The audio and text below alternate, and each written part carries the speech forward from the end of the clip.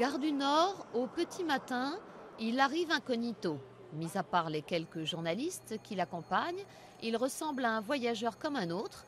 L'ancien Premier ministre prend le TER, direction Beauvais-la-Picardie.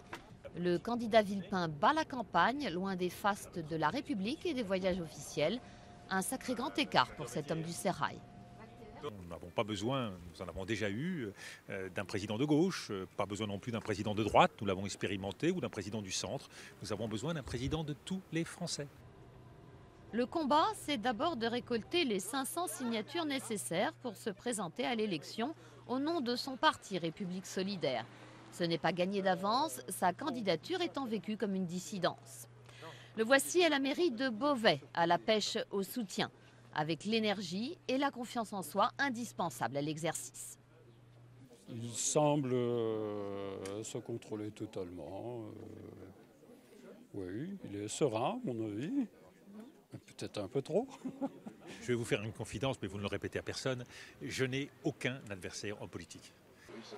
Peut-être pas d'adversaire, mais un ennemi juré, Nicolas Sarkozy, bientôt candidat. L'inimitié que se vouent les deux hommes est non seulement de notoriété publique, mais Dominique de Villepin ne manque jamais une occasion d'épingler le chef de l'État. Pendant 5 ans, la certitude d'avoir raison a fait que la politique a gardé toujours le même cap. Et au bout du compte, nous sommes très loin de là où nous voudrions être. Son argument de campagne, les Français ont de la ressource, mais les politiques n'y comprennent rien. Du haut de son mètre 93, il use de son charme pour convaincre.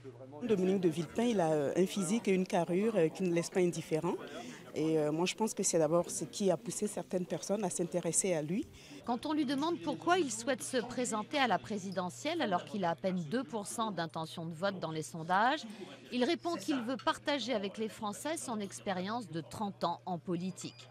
Pour cet ancien diplomate, qui a occupé les plus hautes fonctions mais n'a jamais été élu, c'est aussi l'occasion d'aller à la rencontre des Français.